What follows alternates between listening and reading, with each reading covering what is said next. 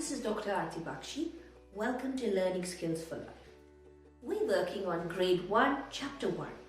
And this is all about strengths and weaknesses. Okay, so what are strengths? Strengths are skills and qualities that you have, like being kind, caring, a team player.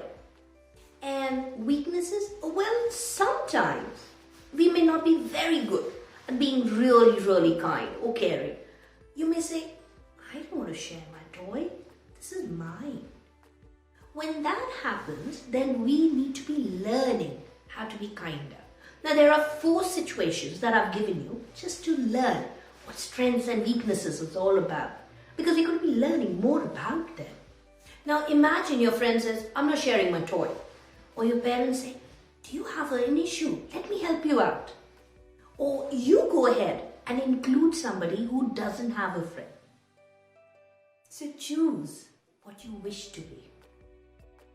And welcome aboard. Let's go on this learning journey.